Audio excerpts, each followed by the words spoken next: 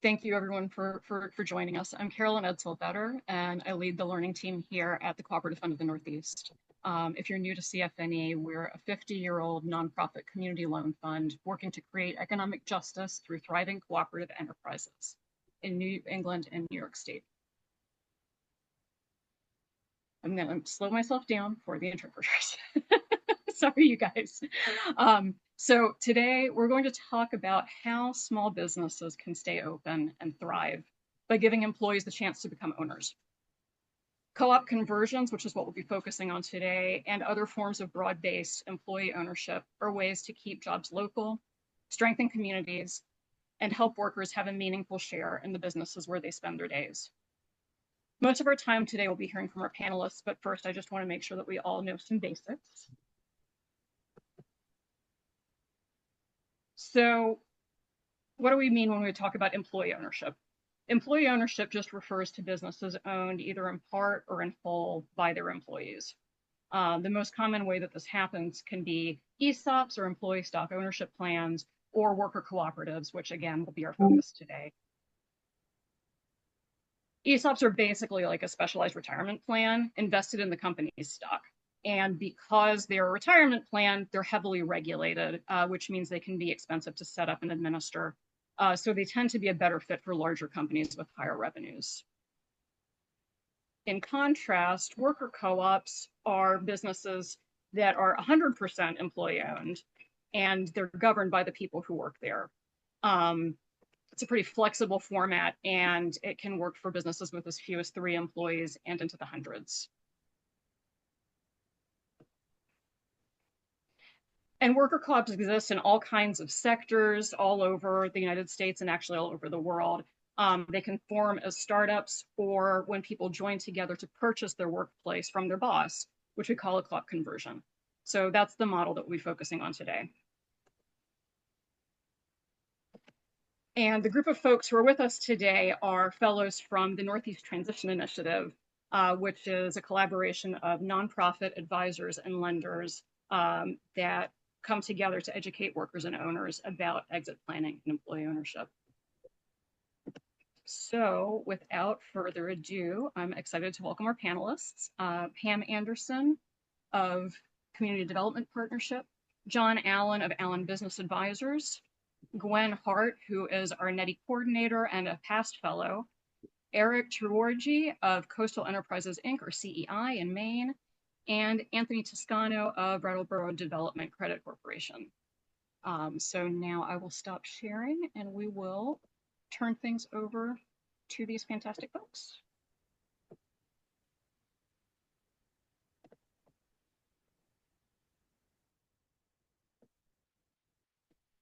So to get things started, in the economic development field, we talk a lot about the silver tsunami or the small business closure crisis, where a wave of baby boomer business owners are reaching retirement age and they don't have a plan for what's going to happen to their business. I'm wondering if someone can share a recent story from your community that sort of illustrates the crisis of small business closures, or a business in your community that found a way to stay open through employee ownership. And feel free to just come off mute if you want to be that person. I can give an example. I was working with a company and they were looking to sell their company to a larger company in the same industry. And when they went through the due diligence, the potential buyers saw some concerns in the fact that it was a service company and they had some concerns that they had too large of a percentage of their sales came from too few customers. So it's what we call high concentration. And as a result, that buyer backed out. They then turned to their employees. They presented the same information, and the employees were perfectly comfortable because they knew the customers, they had worked with the customers, and the fact that there was only a limited number of customers didn't scare them because they had worked with those same customers for over decades. So that was a way that the business was transferred to the employees, and it was a way for the business to continue, and it also solved the owner's problem of not being able to get an outside third-party buyer. Thanks. And I didn't spend a lot of time on introductions. So, John, will you just share a little bit about what your business is and how you work with selling owners? Okay. Um, I own a boutique mergers and acquisitions company. We typically sell architectural engineering and land surveying businesses across the country. We have a specialized product that we call the Step Up Legacy, which is when we sell the business to a couple of key employees and we arrange bank financing for those key employees.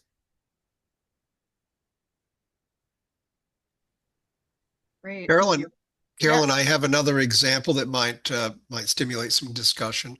by all So means. my name's Eric Truigy. I'm with Coastal Enterprises. I'm a business advisor, which means I provide free business advising resources, everything from sales and marketing to financial modeling and business planning and so forth, for clients across the spectrum of industries.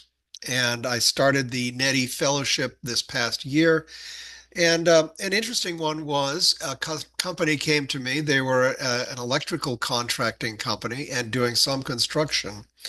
And they had thought worker ownership might help them with an employee retention problem. Their they have a tendency in their business to educate new folks coming out of college on the ins and outs of electrical contracting, and then as soon as they're educated enough they strike out on their own and start their own business, which is great except for them, which is they're constantly investing in new employees. So they thought that employee ownership would give them, and a co-op structure would give them an opportunity to um, move their business forward and also provide a nice seamless way to transition. Now, these owners are they're in their late 30s, early 40s, so very early on, not part of the silver tsunami, but they see worker co-op as an opportunity for retaining employees and ultimately giving them a glide path into retirement. So we got ahead of that one, which is great. They're profitable. They've got everything in place, but they're thinking about using worker co-ops strategically for themselves. So just a little bit different take on another way you can use a worker co-op. Yeah, and I love that when people have the foresight to, think about succession, think about growth, and are aware of the model. Because it feels like, some of the big challenges that we encounter are owners aren't thinking about what happens next for them. And if they are, they're not aware of employee ownership as an option. And sometimes they don't think about it until it's almost too late. And so when we have that long runway to really set it up nicely and transition over not only the ownership, but the management, the leadership, the governance, and big picture decision making, one at a time rather than all at once. That's such a nice way to set people up for success. Um, Pam and Anthony, you guys also work as business advisors in different contexts, and you're working with a lot of business owners at different phases of their growth process.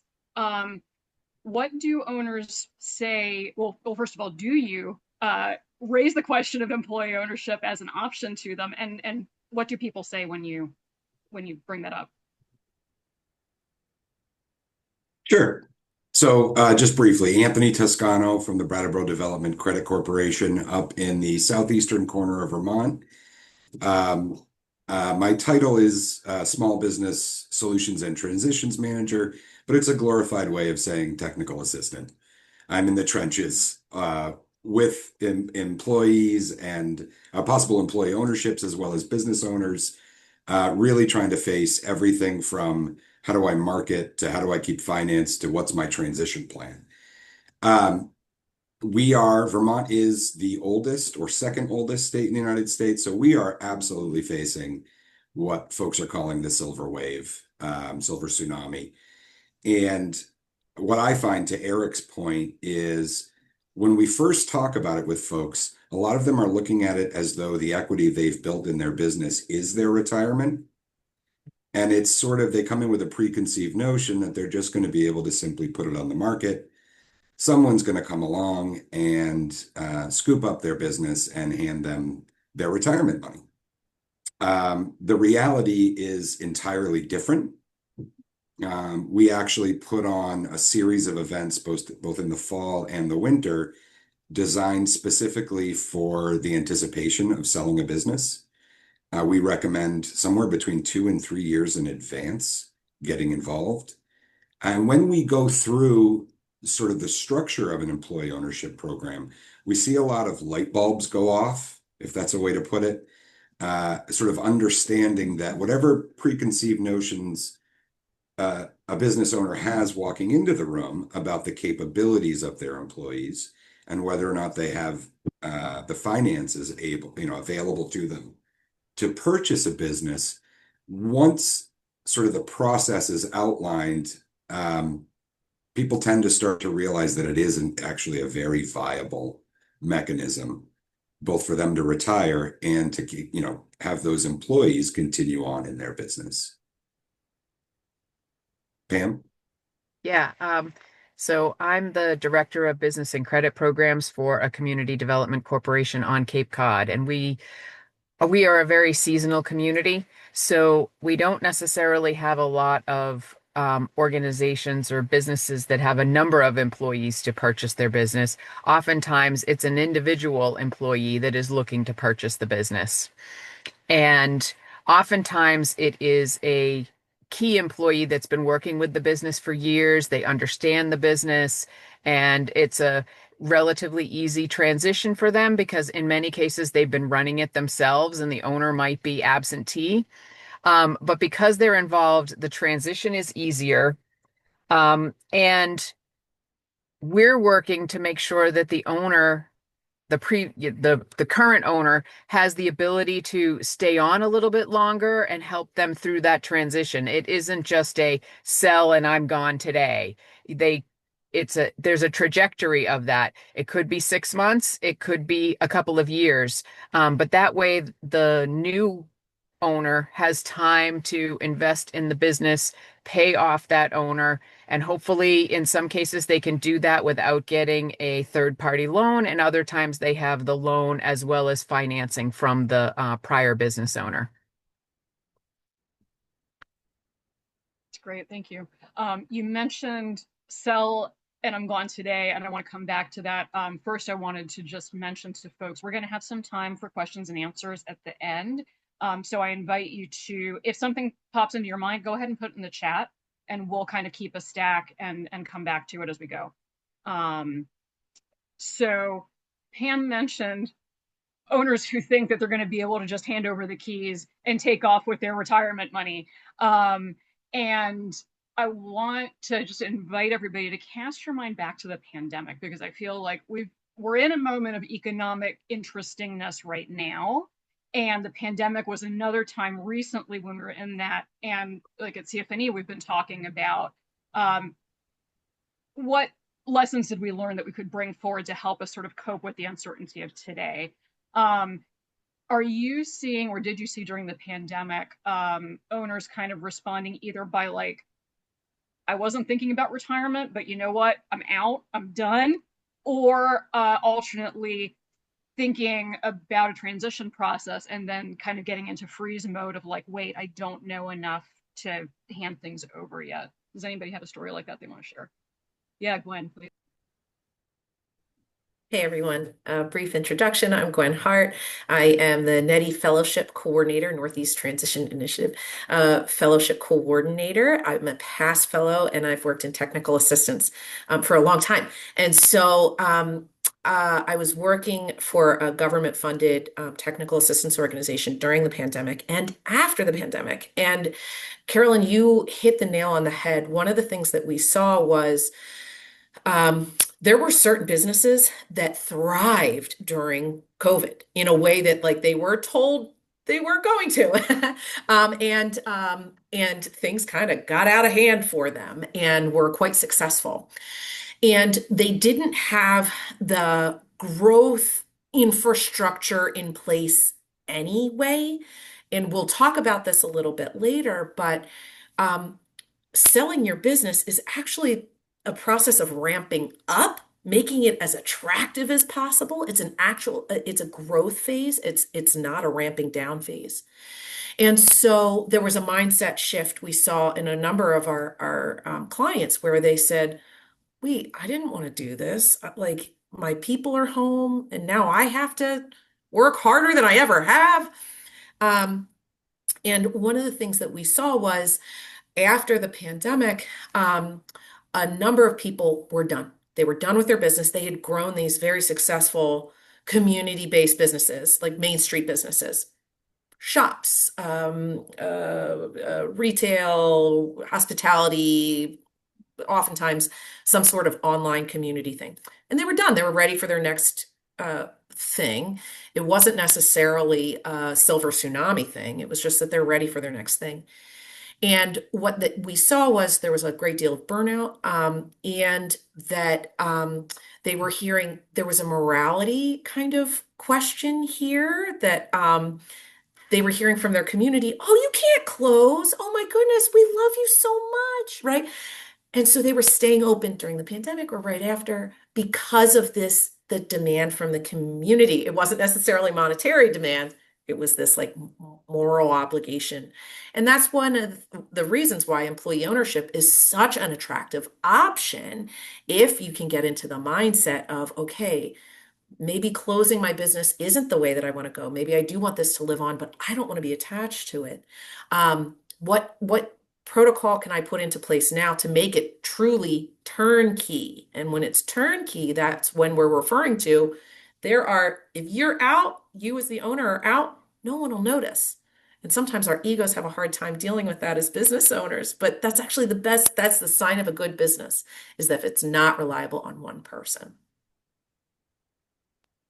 Yeah, I'm Carolyn, excited. Yes, go can ahead. I jump in and just sort of amplify that For a little sure. bit? So I will make a confession. I'll move my head a little closer to the camera and you can all see I am part of the problem. I'm 68 years old. And in addition to being a business advisor, I own an ice cream shop. And I've had it for 10 years, and we are just in that process of doing that transition. And a couple of things about the NETI fellowship that was so valuable to me was just sort of understanding the elements that have to be in place for a successful worker co-op transition.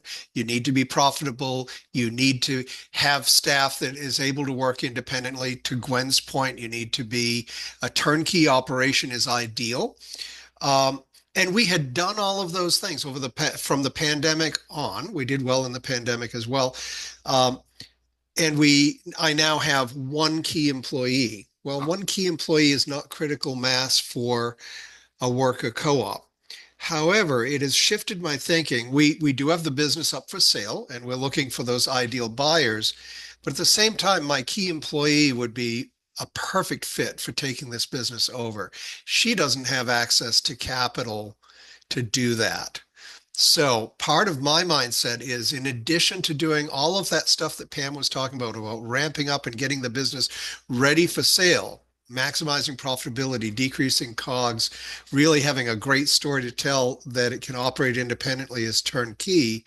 But now I'm thinking, as I'm hiring and I'm thinking about employee retention, are there two other key employees that I could put on board that would prime this business to have that worker co-op as an alternative exit strategy for us, should we not be able to find that perfect synergistic buyer?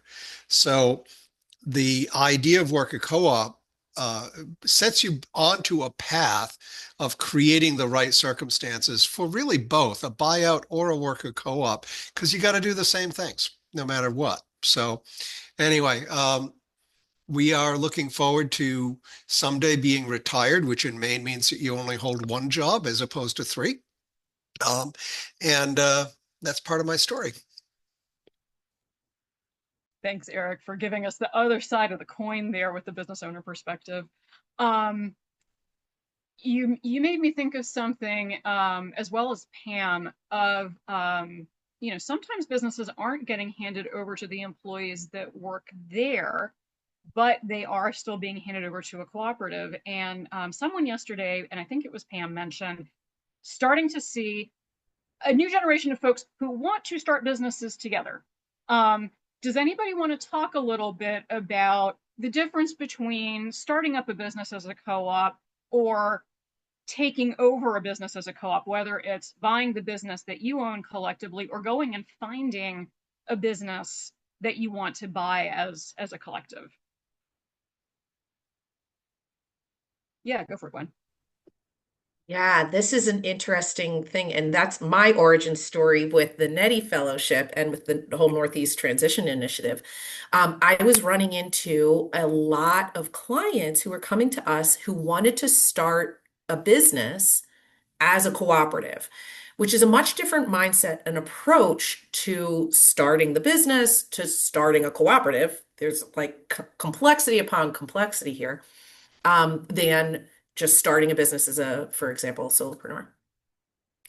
And so that's what attracted me. At the same time, the NETI Fellowship crossed my desk, and I was like, I got to do this. I got to learn how to deal with this. And we're hearing this a lot.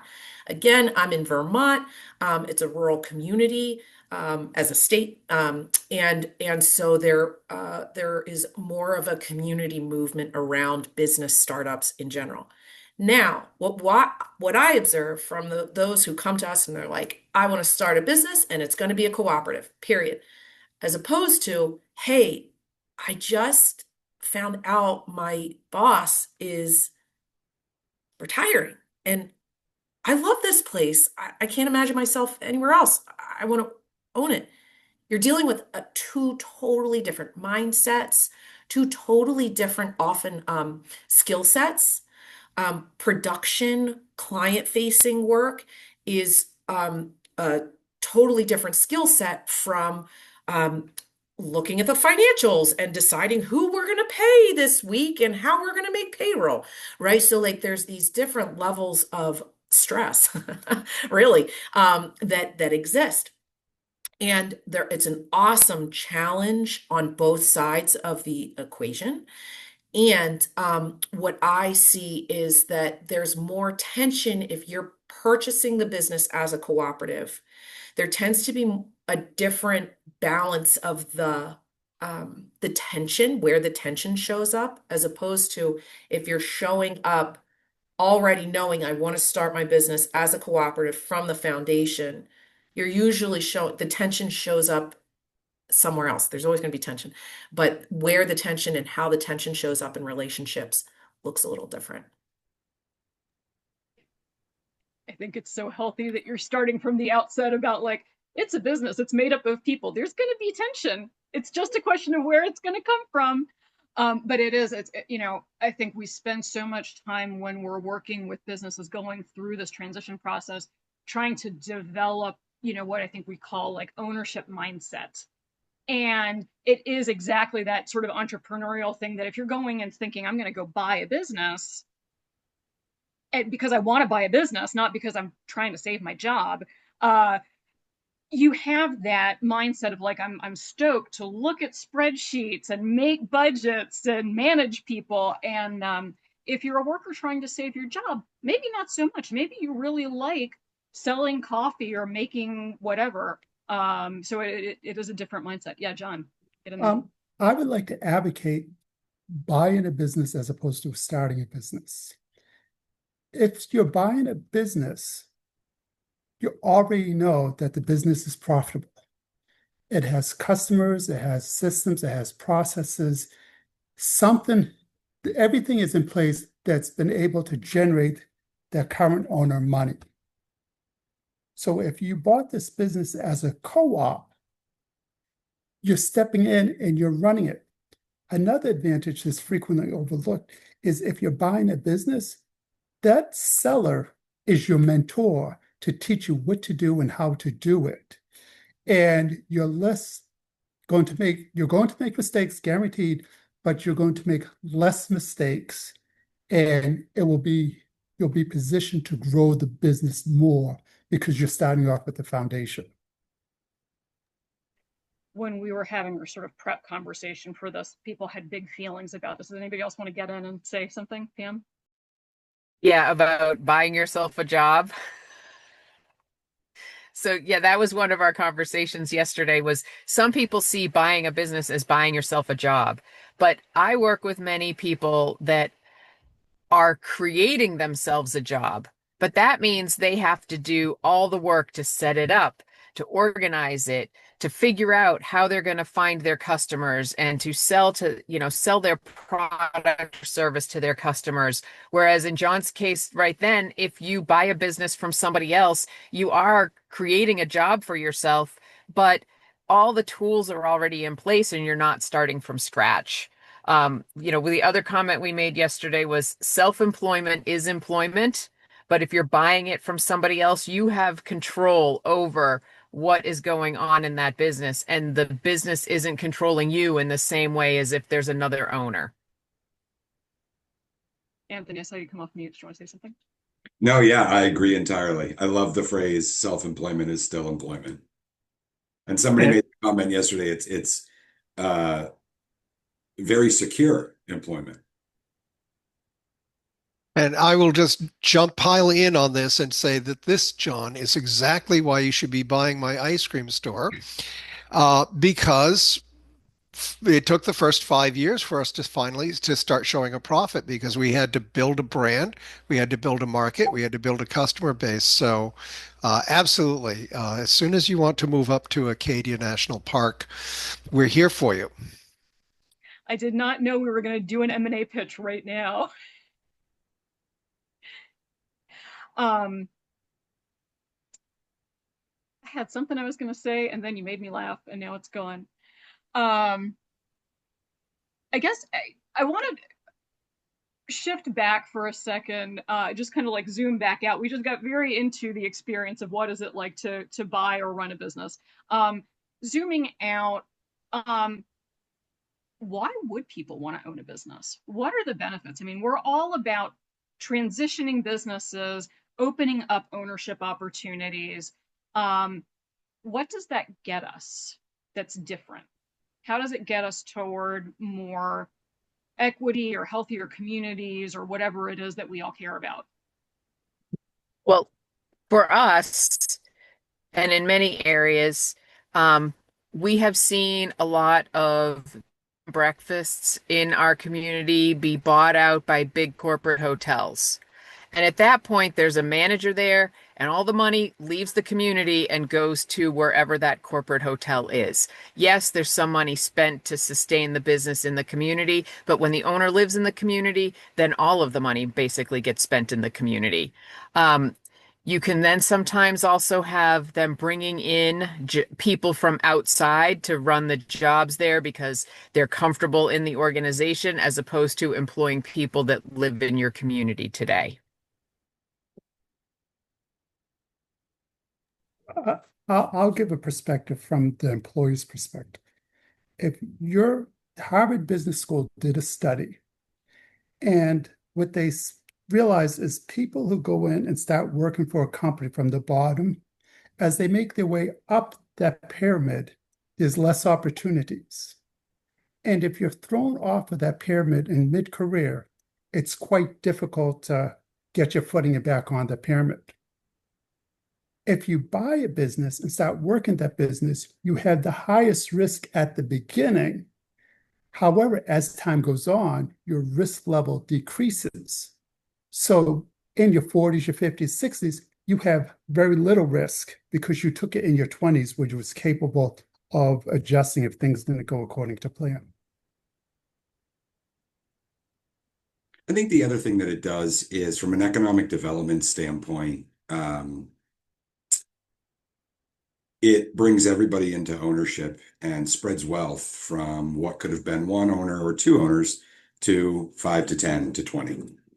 And from a long-term economic development outlook, more money sort of diversified and distributed to more and more people leads to more active spending and therefore a better economy. This comment that Larissa just stuck in the chat, I found fascinating because it is so true. Your business in being part of the community, you have the freedom to give back to the community and to be part of that. And I found in terms of personal gratification, that's probably the best part about owning my own business is that. And that's great. It creates stickiness, right? Because everybody says, "Oh, don't sell, don't leave. We have to have you," and so forth. But, that's I think most of the small businesses in my area are the ones that are doing all those fundraisers, all those community things. I mean, there's so much more, and it is just so rewarding and fulfilling. Eric, I Yeah, love that you shared about that when, we're everybody on this panel today are associated with economic development, and it's just a fancy word for like helping people build the communities where they want to live. Like this is life that we're talking about here, you know? And I love that, Eric, that was a great example of yes, we love spreading wealth around when people feel secure. it- People have healthier, happier lives, right? And so, buying a business and especially worker ownership is an amazing way to build the communities that we already want to live in, right? Like that, I think about how during the pandemic, what were the first things that we said, oh, I miss my, right? I miss the person who checks me out at the local grocery. I miss my barista. Like we didn't anyway, that those are the businesses that we our experience, our lived experience being a person in the world, what we missed were often associated with community-based Main Street businesses. So it's like, why spread the wealth? Because it's awesome. Because it continues to build awesome places where we're inspired, we're innovated in our daily personal lives. It's not just about tax base, which of course is really good too. More people who have more to contribute to the tax base means better schools, better community resources, et cetera, et cetera.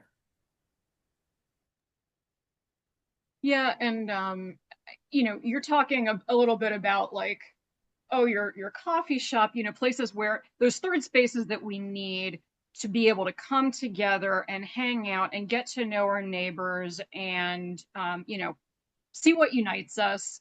Um, and also, especially in smaller rural communities, we're talking about preserving businesses that the community literally depends on. I mean, Eric gave the example yesterday of a grocery store where that's the grocery store. And I don't know if you want to hop on and just like briefly give that example, but these are there's like a real economic and day-to-day impact of these businesses going away.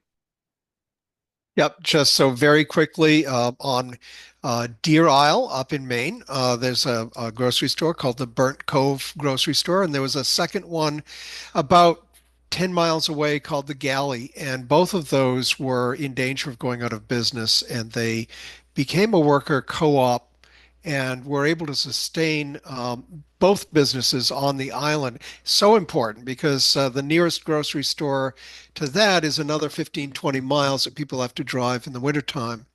And there was a missed opportunity there because they were sort of on under the gun to do this quickly, but they could very easily have done a GoFundMe project for the summer residents. Forget about the locals who live there year round, but the summer residents who have tons of money would easily have thrown a bunch of money to help them get that off the ground because it was viewed as a vital resource. So that's also another avenue when you're putting these deals together, if it's a critical resource like that.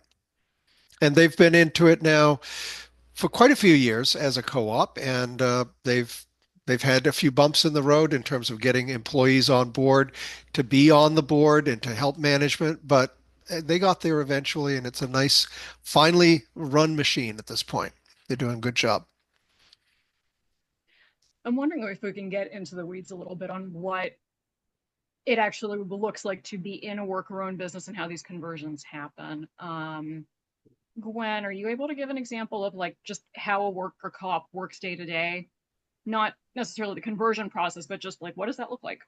Great question. Okay, so when there's when you work in a worker-owned cooperative, you're working as an owner. You're most likely, depending on how you're structured. And so you might go to work. Let's take and Larissa, we could be asking you, but okay, I am working in a pickle factory. I might be making pickles. I'm citing one of our favorite co-ops in the area. Um, I'm the expert briner, okay? But I also am a manager of my department and I'm on the board. So there's a board that gets established when there's the business becomes a worker-owned cooperative. There's a board that gets established, and that's the leadership team. And that board is composed of people who work in the business. Now, there might be different standards. You might have to have worked there for a number of years or put in a certain number of hours or even bought into the business a certain amount. That's called equity.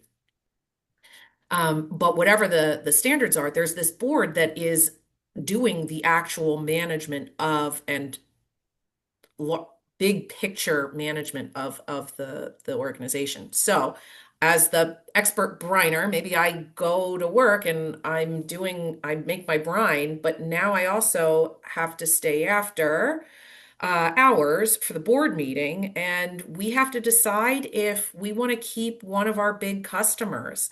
One of our big customers came with the previous owner, but they're really costing us a lot of money and they're kind of abusive to some of our employees, our delivery people. And so now we have to decide, do we keep the customer on, have a conversation with them? How are we going to manage that? And so then I have to go back to making my brine and I have to go home and be with my family. So there's like this daily worker and owner transition balance that has to happen. Another key thing that happens is that workers start to look at the financials. There's this thing called open book management or open book financial management, and it's where I'm an owner. I got to see, even if I own only a small part of the business and there's a bunch of other workers who own this business, I'm an owner. I got to know what the ins and outs of the business are. So I'm looking at financial statements maybe for the first time in my career. I've got to learn how to know what key metrics are important, what's making us money, what's not, and how that leads to building equity for my whole team of workers. Now, that's what's awesome about the technical assistance ecosystem. There are awesome organizations that can help you learn every part of the management and big picture work of the work. We need workers to be able to be experts in the work, right? Like in the actual work, and then we can help them with the rest of it. But it does shift. A key thing here that comes up probably twice a month for every business is, how am I going to make payroll? Where's that cash going to come from? And when you make the switch from being a worker to a worker owner, boy, that hits different. It hits different. It's so fun to see how the sense of urgency changes. Um, I have a client where working on getting them prepared to become a worker co-op, but it's going to be a couple of years yet because they need to increase their sales. They stuffed their pipeline with merchandise, which means they sold ahead to all of their retailers during COVID because they were all panic buying and it was an item that people wanted because they were at home. And then they hit a cliff in terms of sales after everything opened up again because all their retailers had product. So then they had a sales problem and they're building themselves back up again to get into a financial situation where they can sell to their employees. So getting that preparation is important, but it's been very interesting to see the lead on sales, how their sense of urgency has really changed because this is now about getting sales to the point where they will be able to take the company over as a co-op. So it's less theoretical and a lot more real to them. It's not you're going to get fired for not making sales. It's you're going to lose out on this tremendous opportunity if you don't make sales. So lots of things go into preparing, I think. Um, I want to mention one thing is worker co-ops tend to be more profitable than non-worker co-ops. And part of that is the employees become aware of things that they weren't. As a NETI fellow, we had a presentation where somebody bought a coffee shop with her fellow co-op members. And they were reviewing the financial statements and they saw a big expense for paper goods. And the former owner explained, oh, that's for the paper cups, napkins, and everything else. And the employee said to the former owner, I'm never going to double cup of coffee again unless I'm asked. And everybody started doing single cups. And all of a sudden, the paper costs dropped down. That went right to the bottom line and resulted in increased profits. So I think as employee owners, you become aware of how to save money, which increases the profit of the business. And that's something nobody from the outside knows until the employees tell people that. Yeah, so you guys are highlighting, one of the big things that we do as TA providers, which is a lot of education, and it doesn't stop at the moment of conversion either. You have to keep on reinvesting because you have new people coming in. You have to onboard them as worker owners too. Um, Anthony, I'm wondering if you can give us a little bit of an example of what the conversion process looks like and the different roles that different types of partners play in that. Sure, sure.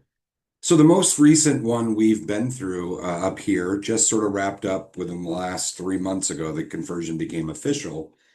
It's an entity called Putney Mountain Winery and Spirits. It's been in Putney since 1998. It was a husband and wife ownership team who really kind of poured their heart and soul into it for the better part of 20 to 25 years. They got to about 2020 and decided it was time for them to sort of take a step back, and they put it on the market.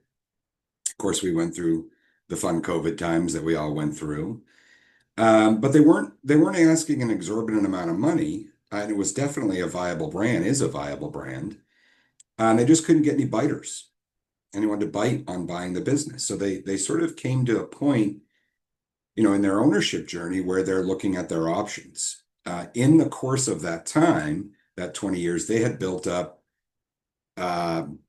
four, five-ish, four full-time equivalents and one part-time winemaker who were phenomenal assets to their business. Just four key employees, if you will. One handling distribution, one handling production, another handling tasting and forward facing, another one handling finance. Well, those folks got together and decided to explore an employee-owned cooperative. They contact first, I believe it was CDI, Cooperative Development Institute, was the first one involved. And CDI sort of reached out their arms to gather up the resources necessary to assist with the conversion. Those being CFNE, NETI was involved, as well as the Brattleboro Development Credit Corporation. And it sort of became a group servicing project about who's going to handle what. So my role in the process was really financial forecasting and sort of handling the mathematics behind the deal. CFNE came in with some financing as well as some education on governance and how it really worked. And I think NETI was involved also in training, decision-making training, etc. So what we ended up doing was basically working out the math, educating these four employees, bringing the fifth employee in as the winemaker, and allowing this conversion to happen where the husband and wife are now in for another 6 months or so as a consulting fee, making sure that the business continues to operate the way it has been operating since 98, while these four and five employees really, who were already invested in the company in general, really take over the reins of being owners. It was not a quick process. It was, we did it very quickly, but it was not a quick process, if that makes sense. But it was an entity that was likely to either close up and liquidate or be run sort of part-time, really part-time by current ownership. And it would have eventually, from an economic development standpoint, it would have eventually cost the area 4 jobs minimum, perhaps 5. So, from all parties involved, it became the best course of action to make this employee ownership transition happen. Since then, education continues to happen. I have 2 of those people who join me for weekly sessions, education sessions. And that's basic financial stuff. They just want to know more about it. I know that Annie is still involved. Um, Annie's our pickle friend. If you guys join the fellowship, you'll get to meet Annie. Um, I believe they're still involved in decision making and governance education. So it basically took an organization that had some jeopardy in its future, had 4 to 5 really invested employees, and brought all of these servicing agencies in to invest in them as well. So now not only do they have, their own desires, their own goals, their own energy they're putting into it, but they've also got a number of us out in the TA space trying to put our oars in the water and push them in the right direction. Right. So it was a phenomenal collaborative process. It continues to be so. And it's very, very refreshing as somebody who has worked directly for the single owner in their life before, where I used to say it didn't matter what was right or wrong. It only mattered what one human being wanted, to take decision making from that and put it into sort of what is right and wrong and what is viable for this entity. That was very, very refreshing to see. Yeah, so just to create some transparency, because I know who all's in the room. Yeah, sorry. I know that we have community organizations, we have economic developers, we have small business TA providers, we have lenders. This deal really brought together all of those in the best possible way, because there are parts of being in a worker co-op that are very specific to the cooperative model. So governance, in a regular business, that all usually lives in the owner's head. You're not really thinking about what are our shared values and how are we going to put them into action through our policies and our budget and whatnot. How are we going to make decisions together? So there's like some very co-op specific education, but also they're a business. And so the stuff that Main Street economic development folks and small business service providers do is still really needed. And we can do that for a co-op just like we can for a sole proprietorship. And I think sometimes folks feel like, oh, those co-ops, they're weird and special. And like, well, okay, yeah, there's like this little 15% of it that's weird and special, but 85% of it is, can you pull a financial report? Is it accurate? Do you know what it's telling you and what action to take based on it? And so just really want to highlight the roles there are to play for everybody in this ecosystem. Also for, grassroots community groups that are working on solving very day-to-day basic needs in the community. That folks work in these businesses, they depend on these businesses to buy goods and services from. You can really be advocates by knowing who in your neighborhood is thinking about retiring soon. Have a conversation about them with them about what's going to happen to this place. I know you want to move down to Florida with your grandkids.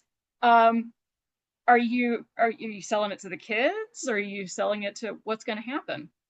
We want you to stay here. We want to keep buying from this business. Have you thought about selling it to your employees? So, one of the goals of NETI is to really be able to make these linkages so that everybody can do the thing they're best at, but also know how to connect with other people to fill in the other parts of the puzzle. I thought I saw somebody go off mute. Did somebody want to say something about sort of that ecosystem approach? Totally. So Okay. I think that I love the story of Putney Mountain Winery, and like there's a great article that kind of talks about the whole ecosystem. I think it was in the Brattleboro Reformer, right, Anthony? Maybe we can include the link here. Um, there's two parts of this that I like am so in love with this story. One, Putney, Vermont is very rural. And the experience of Putney Mountain Winery and Spirits is very parallel to a variety of businesses that we see. Those businesses that we love. I'm thinking of another hospitality related business that really, as Anthony said, had a really difficult time. They were selling the business. It was a turnkey business, like it's an awesome opportunity. And one of the things that rural communities experience is that we get a lot of outsiders who don't get it. I don't mean to perpetuate that, but right, I see Pam and John laughing, and because it's true, it's true. I'm thinking of one business that we were working with that she had a great business. She did all of essentially events, hospitality events in a very rural part of the state. She also had real estate entities associated with the business. We see that a lot in especially rural areas where there are a variety of real estate entities associated with the business. And so it can be a very profitable experience, but nobody wanted to move to this very rural location to buy and maintain this very successful business. And so she too, in the example I'm talking about, she ended up selling to a key employee and keeping it in the family. Carolyn, you mentioned something really important here. A lot of times, the whole reason there's a crisis and that we started this with is the next generation is, I think I saw a statistic that said like 19% at best of the next generation will purchase the business from the previous generation. And so if we can't find a next generation, where's the business going? And so in rural communities, I love this story of Putney Mountain. I love this story that I've run into it a couple of times where the business owner is like, you don't get it, outsiders. A lot of times they're listing these businesses on perhaps a real estate. They have a real estate uh, advisor who's advising them in the sale of the business rather than a business advisor. So there's that. Other part of this is that it's in rural communities, we particularly it's particularly clear that we rely on each other.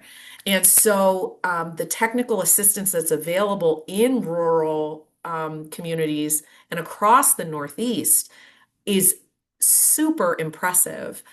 Also, I think there's a special character here in New England and the Northeast where we are like, hey, I want to talk to the person here. Don't send me to the info at email or whatever, right? And that's not the experience that we hope that you have, and certainly that I see people have here with the technical assistance ecosystem. We all know each other so well that we refer very openly and abundantly to each other.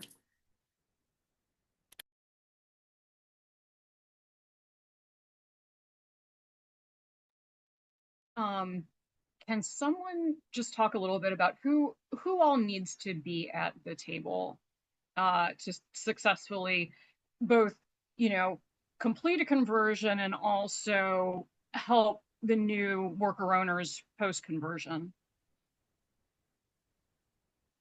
Anthony, feel free. Yeah, so in my experience, the decision-making process really needs to be taking place between a representation of the employees as well as ownership. So ownership needs to understand what the process will look like and get in the room. They don't necessarily have to get in the room with every single employee, but a good selection of employees need to be involved sort of in the thought process and decision-making behind it. I recommend immediately pulling in NETI or CDI or someone to that effect who really knows the process firmly from beginning to end, who can walk through the step by step. And then I'm a firm believer, as I'm sure most of us are, that the more brains you have working on a problem, the more likely you are to come up with a great solution. So I would bring in as many service providers in the area with specialties in individual sections of business services to educate on long term. And it's like anything else, it's relation, right? If Putney Mountain comes up with financial questions from now until I'm not involved anymore, it's my expectation that those questions come to me. If there's a question regarding governance, that that phone call is going to go to Annie, and we're all sort of in communication behind the scenes, but we're well aware of which individual segment of the business we're best equipped to help with. And also to Gwen's point again, I'm very, very glad she brought it up. The rural nature of some of the transitions we try to bring through really does limit the potential market for those businesses. It's an extremely important point. Yeah, John, get in. I'd like to add from the seller's perspective, sometimes they look at their employees and they think they're not capable of handling it. They can't do it. And the owner needs to realize that the employee fulfills the role that you have given them. They may be capable of doing much more. However, they haven't had the opportunity or the need. In addition, if you're selling your business to the employees, you're going to be training them so the things they don't know, they will know by the time you leave. And your baby will be taken care of by the people you know and trust.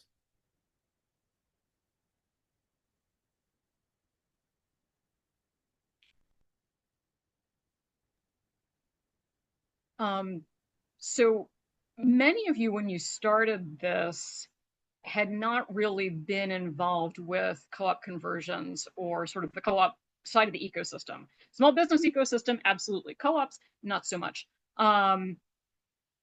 Has your participation in this fellowship changed your approach to having conversations about exit planning and about what the options are in any way? And does anybody want to kind of speak to that? I can start. So just by telling people, hey, we are participating in this fellowship and this is what we're learning, it has created a lot more conversation and buzz in the community about it.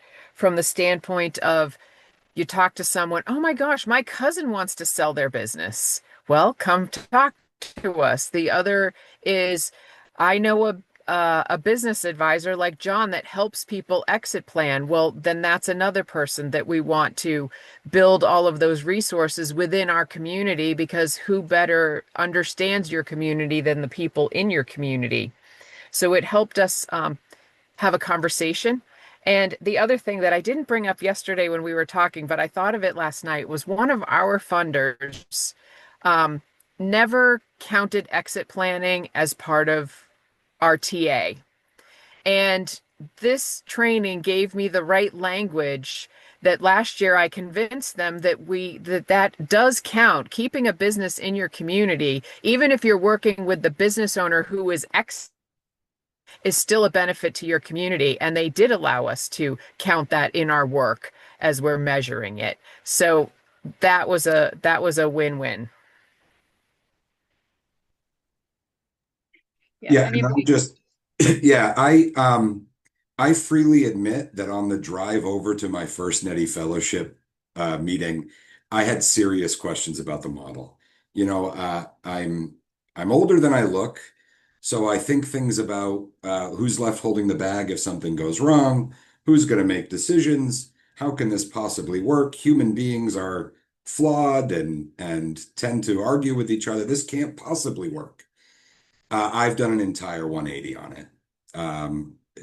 Basically through the learning modules that I saw about governance, as well as the financial outline of how this works, I'm convinced that this is an extremely viable option for a lot of business owners and their employees. And I would anticipate a larger market share of those things transitioning, business transitions being transitions to employee cooperatives as we go further into the future. So I'm a case study, and there's no shot this is going to work too. Let's go get some co-ops. Love it. I'll second that, Anthony. I was a little skeptical because I didn't understand what it was about. But as a business advisor, I've mentioned this before. It is so nice having this as another tool in the toolbox in terms of advising clients. But and I am thinking, and I'm seeing now that I've sort of taken the criteria for what would constitute a good opportunity for a co-op, a worker-owned co-op. Um, it's not for everybody. It's not for every single business. But man, am I keeping my eye open now for where that is a fit, because not only is it good for the community and good for whoever's trying to transition out of the business, but it's actually a great opportunity for building wealth for employees. And that's sort of like, in addition to just keeping businesses on Main Street, that there's an opportunity there that yeah, people aren't aware of unless we're educated and we can put it out there and explain it to them. So it's definitely been time very well spent.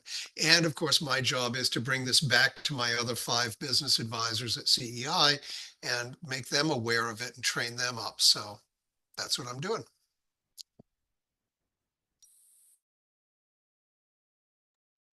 Cool. Anyone else want to share any perspective shifts as a result of this past year? I did not have a perspective shift. Um, I realized early on that employee ownership is super important to the employees and to the country. If you start looking from an economic standpoint at the concentration of wealth at the upper end and how people at the other end are struggling so much, I knew from the get-go that employee ownership is one of the solutions. And learning about the co-ops and ESOPs, which we're not discussing here, and other ways to transfer businesses to the employees is, in my mind, a form of social work that I'm capable of doing. I'm not the guy that's going to be helping people in the nursing homes, but this is my form of social work. I love that. People who know me know I have a divinity degree, and I sometimes say that building small businesses, building co-ops is my ministry. So I'm right there with you. I think it is time to shift into some questions from the audience. I know that we've had a couple in the chat, and I'm going to invite folks. Please take advantage of interpretation if you need it. Go ahead and come off mute and ask your questions.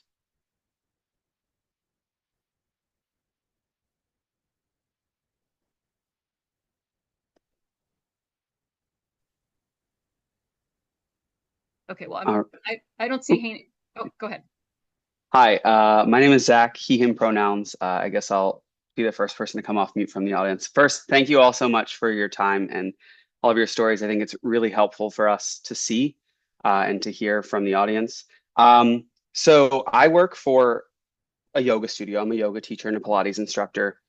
And the studio that I work for has probably almost 50 employees. And so the question that I'm curious about is, I actually have so many questions. I'm only going to ask one for now.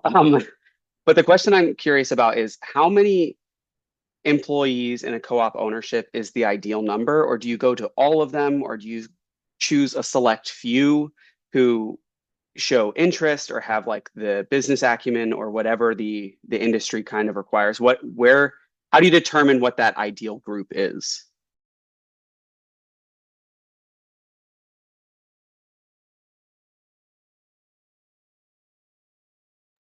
And panelists, if you want to phone a friend, you're welcome to do that. Well, I was thinking, Carolyn, you were probably the best person to answer it, even though you're the moderator. I mean, I can give my opinion on, I mean, I can give you what I think, but Carolyn, let's have. Why don't you start first, and then I'll backfill if needed. First and foremost, there is no magic number. There really isn't. It can work at any number.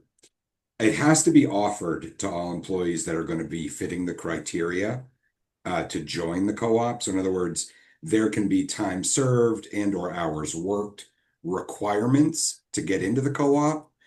But anyone who meets those requirements needs to be offered the opportunity to join. Anybody familiar with what the largest co-op out there is? I think it's pretty big. In the US, it's Yeah, Cooperative Home Care Associates, which is about 2,000 members, I believe. yeah. So long story short, devil's in the details on each individual company. But there's no magic number of employees. And if I understood your question correctly, you're also asking sort of who within the business do you go to? Is that right? Do you go to everybody at once or? I mean, I guess, yeah, that's also a good follow-up question. So essentially, we found out that our owner is planning to sell in the next, she said, 2 to 5 years. She's leaving the city that we currently live in, and she's going to move back to her parents out in Western Massachusetts. We're in Providence.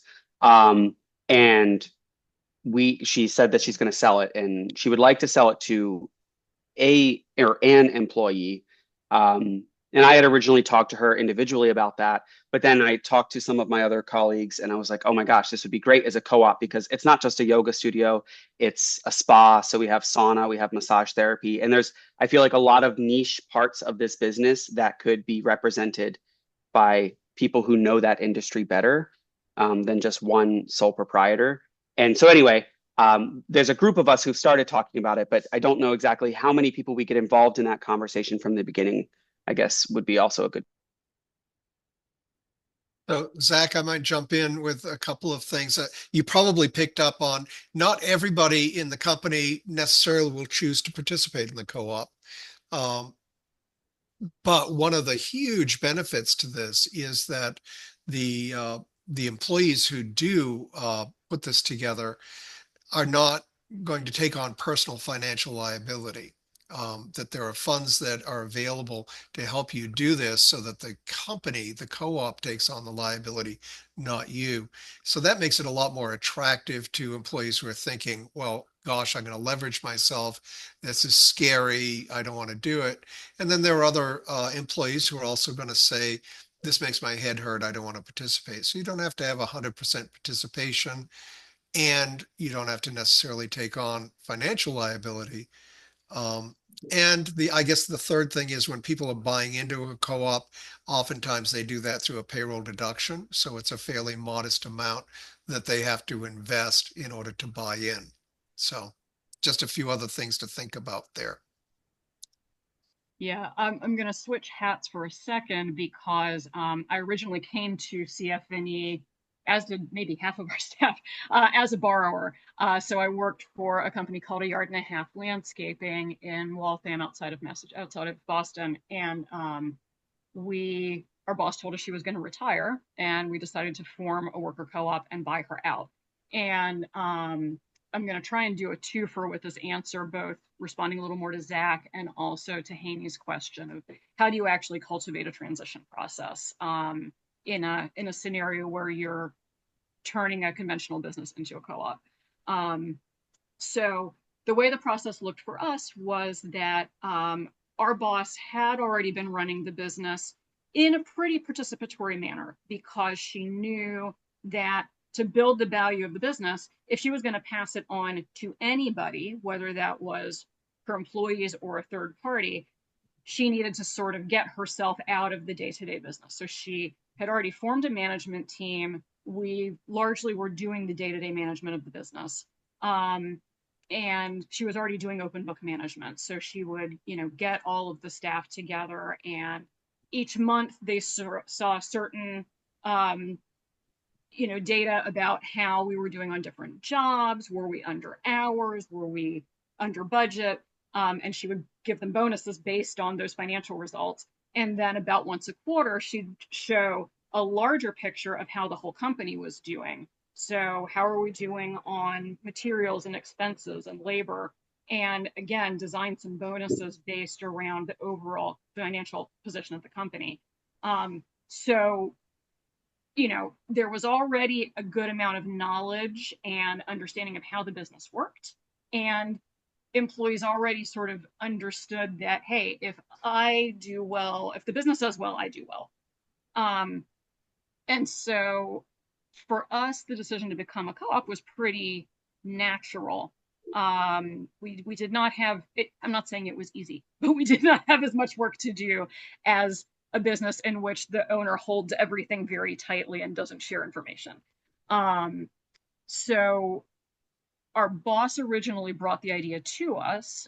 She had read a book by John Abrams that got her excited about, oh, he and this construction company formed a worker co-op. We're landscaping. That's like construction. We could do that too. And she brought the idea to the management team originally and said, do you think we could do this? Do you think people would go for it?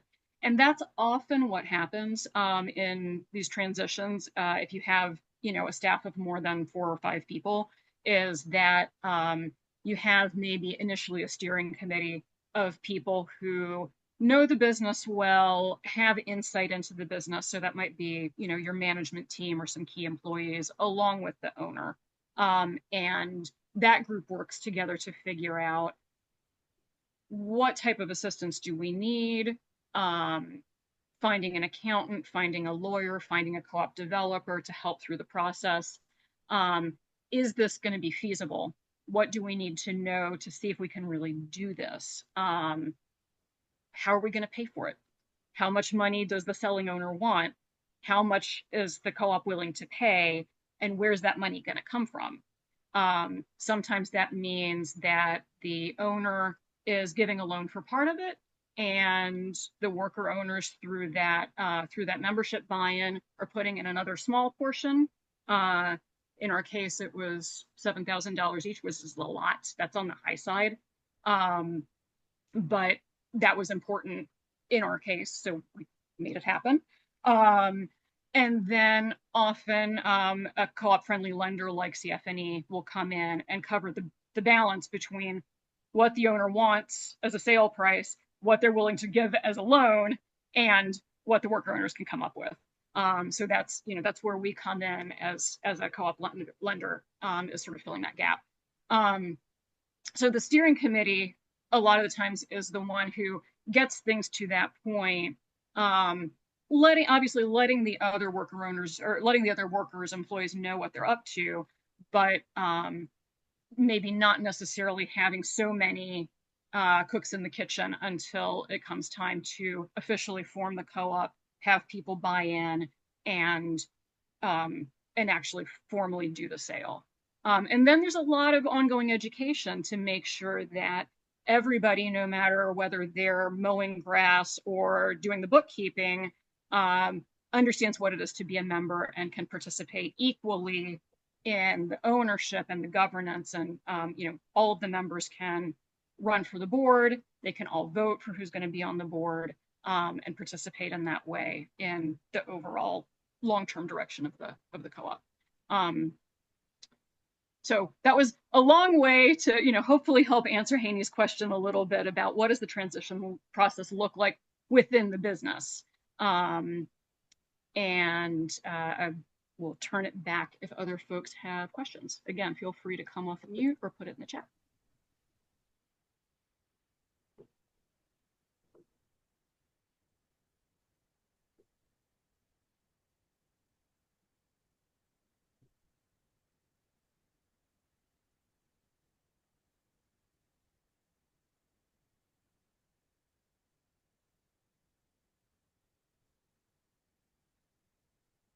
I think Taylor's talking, but we can't hear you, Taylor.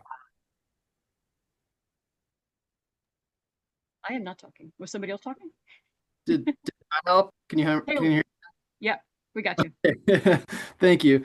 So I'm out here in Montana, Western Montana, so kind of outside the zone here, but I'm relating back to the conversation examples of communities really wanting businesses to stay, and the community investment is what kind of propels a transition to employee ownership.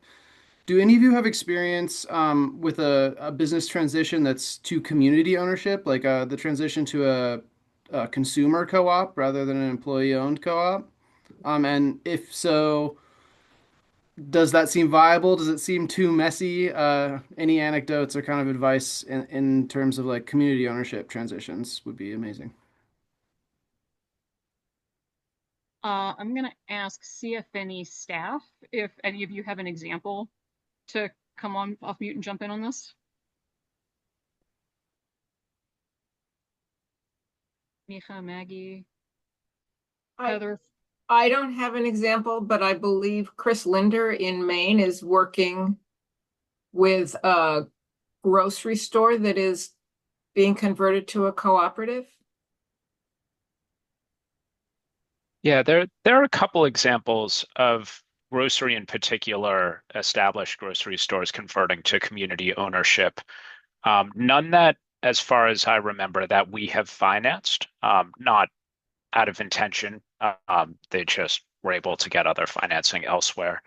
But Old Cummington Creamery in the Berkshires in Western Mass is the one local that comes to my mind. And Larissa, do you want to come off mute and tell a little bit about your experience with Flatiron? Yeah, sure. So I hope it's not too echoey. I'm in the hallway. Yeah, we can, well, it's an interesting, some people call us a conversion. Some people refer to us as a startup because we reopened a closed coffee house that the community lost during COVID. So we reopened during COVID, which was great. But I wanted it to be a worker-owned co-op. I have a long history of worker co-op activity. But we also decided to, with the help of VOC, the Valley Alliance of Worker Co-ops, to make it actually a hybrid multi-stakeholder co-op to have our consumer side as well. So we're 80%, I believe it's 80% worker owned and 20% consumer owned. We have about 125 consumer members right now. And I think it's great. Our staff is dedicated, the worker owners are dedicated, but we have daily members who come in who want to see us stay here because it's a huge fixture in the community.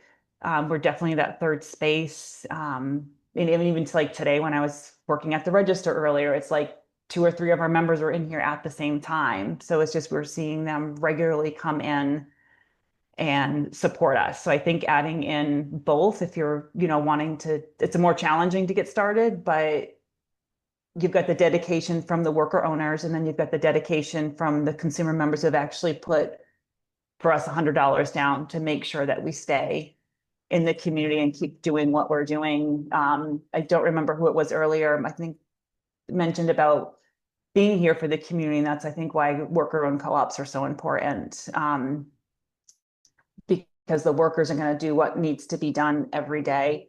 I think it was Gwen, you were talking about like all the different aspects of what we do in a day here. And it's, everything from bookkeeping to cleaning the toilets. I mean, it's just like you want to make sure you've got a great space, and the community support with that is incredible.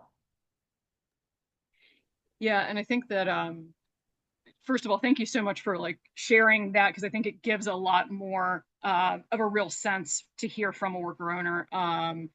And I guess back to Taylor's question, I think structurally the big thing is whoever your stakeholders are going to be, whoever your members are going to be, if that's workers, if that's community members, if it's both, to have those folks involved in that initial steering committee. So not that you're going to have all 120 community members, but that you have representation in that founding group, because cooperative exists for member benefit, and who better to determine how you're going to meet that member benefit than the members themselves. So in the process of figuring out what is that new entity going to look like, how is it going to be structured, and negotiating with the selling owner, just important to think about early on, who are your stakeholders, who needs to be at the table, and how do you make sure that they're represented fairly.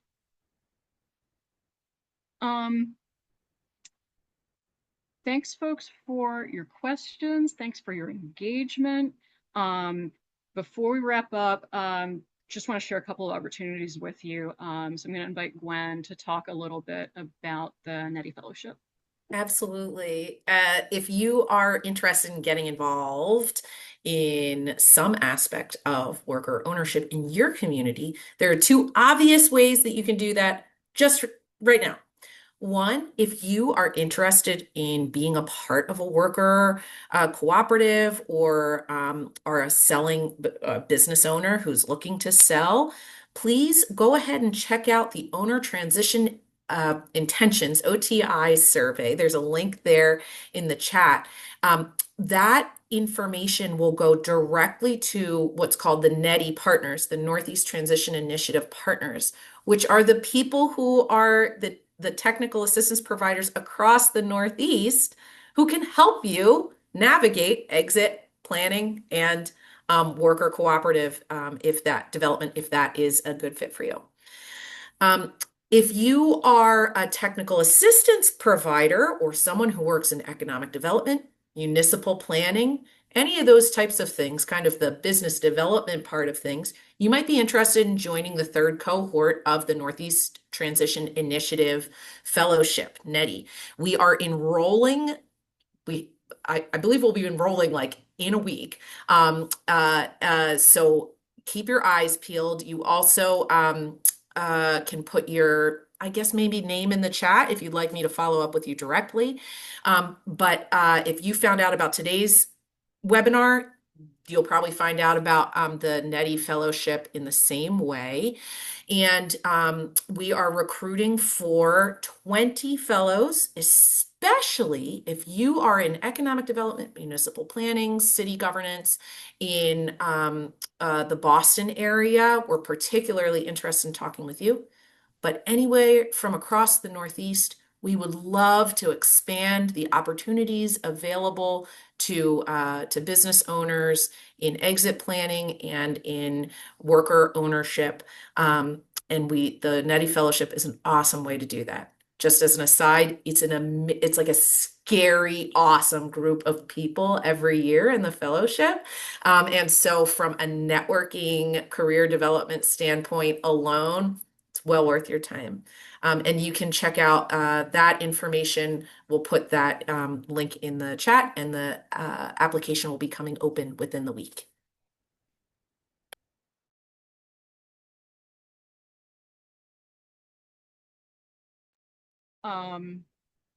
Haney asks, why not have a regional campaign of transitioning regular businesses and succession to one of our interpreters can do this. Thank you. Because there's no regional campaign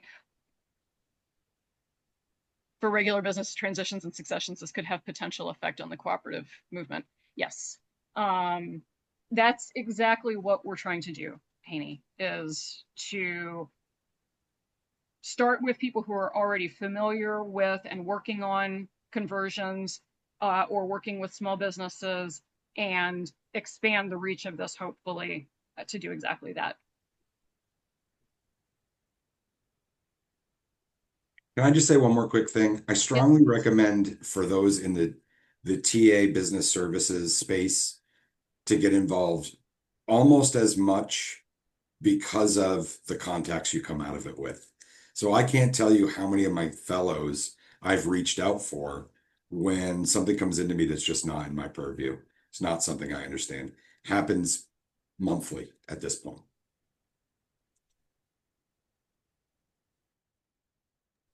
Yeah, and just I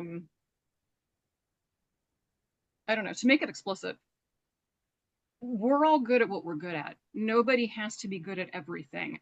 All of us work with small businesses, and it's hard, and we don't want to burn out. And so having partnerships is a really important way to be able to do the best we can for businesses, and at the same time, maintain our capacity. So really encourage folks to, wherever you're starting from, think about engaging, whether through NETI or in other ways in this work. Yes, Zach, I can hang out. I think I'm going to try to close this out on time, but happy to hang out for questions. Real quickly, I just want to give the last word to our fellows. First of all, to thank you all, and to thank all of the folks who joined us today. And then to close out, just what are you most excited about employee ownership transitions in this moment? And fellows, feel free to just jump in. I think this is the time. We're approaching and in economic uncertainty, and worker ownership, I think, will lead to a brighter, stronger future. I think the most exciting thing is having a positive impact on people's lives. There's very few things you could do where you could have such a positive impact on that seller because they now have money for retirement and the buyers now have more control of their future. That's not something that's common across whatever. And it's special being able to be involved with that. So I freely admit that I'm a math nerd. So for me, it's increased GDP. That's it. Employee ownership will increase GDP, period. End of statement. I think my take on this is coming from Maine, which is, I think we've got the record as being the oldest state, so tremendous amount of potential that's coming of losing all these critical businesses. It's just another way to address that. We need to address attracting younger people to the state. This can be part of that. That employee ownership is possible. You can be one of those fiercely independent Mainers with your own share of a business, living the dream up here. And I would just add that it's a great opportunity for business owners to understand that there's not just one way to sell their business, as many have thought in the past. All right. Thank you all so much for joining us. I can stay after for a few minutes if folks have like more in the weeds questions. And again, if you want follow-up from us and you didn't register, feel free to just pop your email in the chat or direct message me and we'll follow up with you. Have a great day, everybody.